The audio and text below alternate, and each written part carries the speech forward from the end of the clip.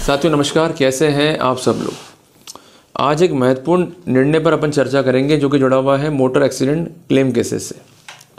साथियों, कई बार ऐसा होता है कि दुर्घटना बहुत गंभीर हो जाती है और अगले के हाथ पैर टूट जाते हैं या अगला कॉमा के अंदर आ जाता है और अल्टीमेटली मेडिकल बोर्ड इस मुद्दे पर जांच के लिए बैठता है और कई बार ओपिनियन ये होती है मेडिकल बोर्ड की कि इस व्यक्ति को जो है डिसेबिलिटी है बट ये परमानेंट है, और इसके अलावा कुछ ऐसे पैरामीटर हैं जिसके आधार पर यह कहा जाता है कि ये व्यक्ति 80% या 50% या 100% जो है डिसेबल हो गया है स्थायी रूप से। तो ऐसे कॉन्टेक्स्ट में यदि कंसर्न न्यूरोसर्जन या कंसर्न मेडिकल जूरिस्ट या कंसर्न मेडिकल बोर्ड के कंसर्न मेंबर्स के बयान कंसर्न एमसीडी कोर्ट में नहीं होते हैं तो क्या इसका प्रभाव जो कंसर्न क्लेमेंट है उसके जो मुआवजे है उस पर पड़ेगा। दूसरी बात यह है कि जो मेडिकल बोर्ड है उसका रीअसेसमेंट कैसे हो सकता है। तीसरी बात है कि जब इस तरह के मुद्दों को हम डिफेंड कर रहे होते हैं तो एज अ डिफेंस काउंसिल हमें क्या देखना होता है। चौथी बात यह कि जवाब देने में हम ऐसी क्या गलतियां करते हैं जिसका नुकसान जो है हमें खाना पड़ता है। साथियों, जो मुद्दा आज मैं डिस्कस कर रहा हूँ ये मुद्दा रिसेंट जजमेंट है ऑनरेबल सुप्रीम कोर्ट का, जिसका टाइटल है प्रकाश चंद बनाम राम बाबू। पिटीशन नंबर है 3066/2024, जिसका निर्णय हुआ है 10/2/2025 को, और ये फैसला जो है अवेलेबल है लाइव लॉ के ऊपर। साथियों, एक छोटी सी गलती बचाव पक्ष की, एक छोटी सी कमी नुकसान भारी कर गई। जो मुआवजा 16 लाख का था वो हो गया 48 लाख रुपए का, लगभग 300 गुना। इसलिए मैं कहता हूँ कि जब भी केस को डिफेंड करो कैजुअल मत लो। आपका बेसिक प्रॉब्लम क्या है, we usually take cases in a very casual manner. अरे देखा जाएगा, अरे मरने दे, कुछ नहीं होता है। पर जब लाइबिलिटियाँ बनती है तो फिर कोई साथ आपका नहीं देगा। ये स्थिति वैसे कि आप सीए के पास जा रहे हो, आप सीए पर डिपेंड हो गए अपने अकाउंट्स को लेके। सीए की जो मर्जी है उसने फाइलिंग कर दिया, पर जब क्वेरी आती है इनकम टैक्स की या डिपार्टमेंट की तो आपको फेस करनी पड़ती है। वो लोग भी हाथ खड़े कर देते हैं। इसलिए भरोसा किसी पे नहीं करना है। अगर हमारे खिलाफ केस है तो रिप्लाई प्रॉपर करें। अगर रिप्लाई प्रॉपर नहीं कर रहे हैं नुकसान हमको ही फेस करना पड़ेगा जो इस व्यक्ति को जो है फेस करना पड़ा। अब इस मामले के बेसिक फैक्ट्स क्या थे और कैसे ये लाइबिलिटी बढ़ गई, इसके बारे में जो है अपन आज चर्चा कर रहे हैं। साथियों, एक व्यक्ति है वो अपने गांव में जा रहा था। बात है 23 मार्च 2014 की। अल्टीमेटली उसका एक एक्सीडेंट हुआ। मामले में जो है पुलिस कार्रवाई स्टार्ट हुई। उसने एक रिपोर्ट लिख के दी कि मैं अपने गाँव की तरफ जा रहा था और मुझे अपोजिट साइड से आ रही वैन ने एक गंभीर टक्कर जो है कारित करी और अल्टीमेटली जो वाहन चालक था वो लापरवाह था और टक्कर जो है वो हुई है रॉन्ग साइड के अंदर। इस कारण ये नेग्लिजेंट है, रैशफुल जो था इसका एड था, जिस कारण मेरे हेड में और जो मेरा राइट लेग है वहाँ पर चोट आई और अल्टीमेटली मुझे बहुत सफ़र करना पड़ा, मेरे परिवार को जो है बहुत सफ़र करना पड़ा। इस मामले में जो है फिर एफआईआर दर्ज करी पुलिस ने और अल्टीमेटली आरोपियों कर दिया चार्जशीट। एक बात का विशेष ध्यान रखें कि जो केसेस हैं मोटर एक्सीडेंट्स के उसमें पुलिस आपको सेक्शन 133, सेक्शन 134 MV8 का जो है नोटिस देती है। आप लोग क्या करते हो, दबाव में आके लिख देते हो कि भाई ये गाड़ी मैं चला रहा था या मुझसे गलती हो गई है। कतई ही आपको जवाब ऐसा नहीं देना है।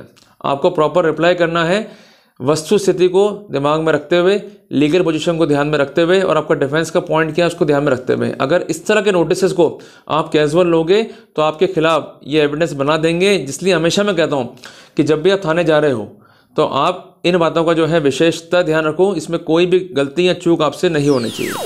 साथियों, कोर्ट ने जो है यहाँ पर 3 इशू फ्रेम करे, क्योंकि बेसिकली इशू क्या है इस तरह के मामलों में कि कंसर्न जो कंप्लेनेंट है वो एफआईआर दर्ज कराता है, पुलिस जो है वो करती है चार्जशीट और एफआईआर और मेडिकल डॉक्यूमेंट्स के बेसिस पर क्लेम लेने के लिए या मुआवजा लेने के लिए कंसर्न जो फरियादी है वो अपना दावा पेश करता है एमएससीडी कोर्ट में।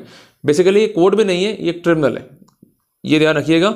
और आपकी सुविधा के लिए मैंने वर्ड कोर्ट यूज़ करा है पर बेसिकली है ये ट्रिब्यूनल। इस कंसर्न प्रोसीडिंग पर कोर्ट ने जो है नोटिस जारी करे अपोजिट पार्टी को। अपोजिट पार्टी ने रिप्लाई पेश करा पर कोर्ट का कहना था कि there is no specific averment to deny. एक बात ध्यान रखिएगा कि ऑर्डर 8 रूल 4 CPC का लागू होता है इस तरह की प्रोसीडिंग्स में। आपको अपना रिप्लाई स्पेसिफिक देना है और आपको हर संभव तरीके से वो एविडेंस पत्रावली पर रखनी है जो कि कंसर्न प्लेंटिफ के एविडेंसेस का, उसके अवर्मेंट्स का प्रतिकार कर सके। अगर आप जनरल वे में आर्गुमेंट्स को रखेंगे, तथ्यों को रखेंगे तो it is basically a case of no denial. Basically order 8 rule 4 CPC का ये कहता है कि the reply must be specific, the averment in defence must be specific. अगर नहीं है तो जो क्लेम है पिटिशन में it shall be deemed to be accepted. ये स्थिति जो है निकल के आ जाएगी। रिप्लाई आ गया, उसके बाद कोई रिजॉइंडर नहीं था तो कोर्ट जो है इशू फ्रेम करता है। तो पहला इशू ये था कि जो ड्राइवर है उस कार का, क्या वो नेग्लिजेंट है। दूसरी बात है अगर नेग्लिजेंसी है तो क्या मुआवजा होगा, और तीसरी बात इंश्योरेंस कंपनी की लायबिलिटी क्या होगी। तो कोर्ट ने कई पैरामीटर को देखा जब इस क्लेम को तय किया। एक पैरामीटर ये था कि जो कंसर्न्ड व्यक्ति है उसका इनकम क्या है, ठीक है जी। उसके बाद उसका जो एनुअल इनकम है वो क्या आएगा, और इनकम के लिए यूजुअली जो है रिटर्न जो है पेश करता है कंसर्न फरियादी। पर कई बार ऐसा होता है कि रिटर्न पेश नहीं करता है और मन मर्जी से वो या उनके अधिवक्ता एक ऐसा अमाउंट लिख देते हैं जो अमाउंट एग्जिस्ट नहीं करता है बुक्स के अंदर। तो एक बात ध्यान रखिएगा कि अगर इनकम की बात आ रही है तो रिटर्न का होना बहुत आवश्यक है। इसके अलावा जो फर्दर प्रॉस्पेक्ट्स हैं उसमें लॉस क्या है वो भी कई बार कोर्ट देखता है। इसके अलावा अगर गंभीर चोटें हैं तो अगर मेडिकल इलाज चला है तो उस कंडीशन में क्या खर्चे हुए उसको कोर्ट देखेगा। अगर आपको ट्रॉमा हुआ है, कोई अगोनी हुई है तो उसके लिए क्या मुआवजा बनता है उसको भी कोर्ट देखता है। इसके अलावा अगर डिसेबिलिटी बहुत ज़्यादा है कि आप अपने दैनिक कार्यों के लिए किसी न किसी पर डिपेंड हो गए, उसको हम कहते हैं अटेंडेंट, तो उसके लिए भी चार्जेस जो है कोर्ट दिलवाता है। तो इन सब पैरामीटर पे आपको अपना जवाब फाइल करना होता है। जवाब में आपने चूक कर दी, सिंपल रिप्लाई कर दिया, स्पेसिफिक डिनायल नहीं है, नुकसान आपको ही भुगतना पड़ेगा। यहाँ पर कोर्ट ने क्या करा, अधीनस्थ न्यायालय ने, कि ये माना कि न्यूरो सर्जन और जिस व्यक्ति के द्वारा कंसर्न व्यक्ति को एग्जामिन किया गया है, जो कि मेंबरान हैं कंसर्न मेडिकल बोर्ड के, उनके बयान नहीं हुए, जिन्होंने ये ओपिनियन दी कि मेडिकल डिसेबिलिटी जो है इस व्यक्ति को है और ये डिसेबल है 100%, जिस कारण से इस रिपोर्ट को हम ड्यूली प्रूव नहीं मान सकते। कोर्ट ने यहाँ पर जो डिसेबिलिटी का पैरामीटर था वो माना सिर्फ 50%। कोर्ट ने जो है मुआवजा दिया वो मुआवजा बहुत कम था, और कुछ फैक्टर्स को कोर्ट ने अवॉइड कर दिया, जैसे कि फर्दर पर्सपेक्टिव, अटेंडेंस चार्जेस, और इसके अलावा जो लॉस हुआ इनकम का वो भी कोर्ट ने निर्णित तो किया पर बहुत ही लेसर साइड पे। उसके बाद मामला जो है हाईकोर्ट गया। हाईकोर्ट ने कुछ क्लेम बढ़ा दिया। इनिशियली क्लेम क्या था, 16,29,000 रुपये समथिंग, ये क्लेम हो गया अब 19,39,000 रुपये समथिंग। मामला जो है फिर सुप्रीम कोर्ट में गया। सुप्रीम कोर्ट में सबसे इंपॉर्टेंट पॉइंट पर एड्रेसिंग किया कंसेंट फरियादी ने या कंप्लेनेंट ने। उसका कहना यह कि जो मैंने अबरमेंट्स लिखे मेरे प्लांट में उसका कोई भी स्पेसिफिक रिप्लाई नहीं है। जब तक स्पेसिफिक रिप्लाई नहीं है तो ऐसे सिनेरियो में जो मेरे अबरमेंट्स है उसको डिनाई नहीं मान सकते। कोर्ट ने कहा ये बात तो ठीक है, जब तक स्पेसिफिक डिनाइल नहीं है, कोई प्रतिकार करने के लिए साक्ष्य फाइल भी नहीं है, तो वहाँ पर जो भी अबरमेंट्स है प्लांट में उसको हम डिस्प्यूटेड नहीं मान सकते। जहाँ तक बात है मेडिकल बोर्ड की ओपिनियन की, तो वहाँ पर दो ओपिनियन नहीं है। सबसे पहले बात की जो बॉडीली पार्ट्स है उसका क्या प्राइवेशन हुआ, उसमें क्या नुकसान हुआ। इसके अलावा एक मेडिकल टर्म है जिसको हम कहते हैं ADL, मीन्स जो आपकी डेली एक्टिविटीज़ हैं उसको परफॉर्म करने के लिए क्या आपकी डिपेंडेंसी किसी अदर व्यक्ति पे है या नहीं है, अगर है तो वो कितनी होगी। तो यहाँ पर उनका ओपिनियन था 100%। जो प्राइवेशन है वो भी काफ़ी ज़्यादा है।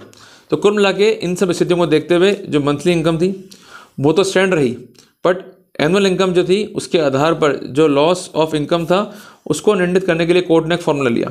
वो फॉर्मूला क्या है कि सबसे पहले हम लेंगे मंथली इनकम, उसको मल्टीप्लाई करेंगे 12 से। चूँकि ये व्यक्ति जो है 50 साल से कम है तो उसके गुणांक दे रखे हैं, इस पर कई जजमेंट्स हैं, तो वो गुणांक यहाँ लगाया 13 का। चूँकि डिसेबिलिटी जो है 100% है, तो ऐसी स्थिति में जो अमाउंट था वो एनहेंस हो गया और अमाउंट हो गया करीबन 24,70,000 रुपये के आसपास, और 25% यहाँ पर फर्दर प्रॉस्पेक्ट दिए गए तो ये अमाउंट बढ़ गया हो गया 30,99,000 रुपये के आसपास।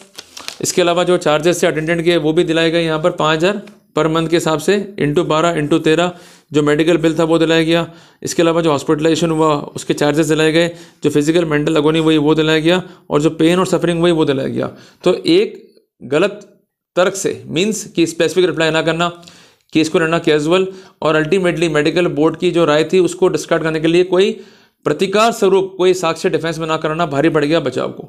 जो क्लेम था करीबन 16 लाख रुपए का वो हो गया करीबन 48 लाख रुपए का। कितना भारी नुकसान जो है खाना पड़ गया सिर्फ एक छोटी सी गलती से।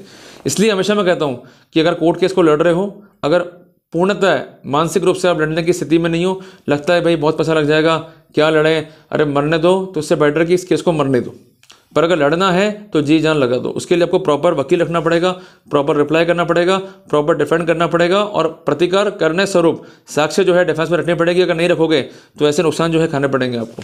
और ज़रा सोचो कि इतना क्लेम भर पाओगे आप लोग। अगर कोई क्लेम आपका है 16 लाख रुपए का, वो हो गया 50 लाख रुपए, 1 करोड़ रुपए, भर पाओगे? नहीं भर पाओगे ना, तो डिफेंड करो ना प्रॉपर। और इसके अलावा अगर आपके पास गाड़ियां हैं उसका प्रॉपर करा के रखो इंश्योरेंस, उसमें सरफा मत करो। इंश्योरेंस नहीं कराओगे, टक्कर हो गई तो क्लेम भारी भरकम आपकी जेब पे आ जाएगा। और इसके अलावा लाइसेंस आपके पास ड्राइविंग का होना चाहिए, इस बात का विशेषता ध्यान रखो। अगर नहीं होगा तब भी क्लेम जो है हो जाएगा खारिज। और अगर आपके पास ड्राइवर है तो उसके पास होना चाहिए प्रॉपर लाइसेंस, इस बात का विशेष ध्यान रखो। अगर ये गलतियां आप करोगे नुकसान आपको ही भुगतना पड़ेगा।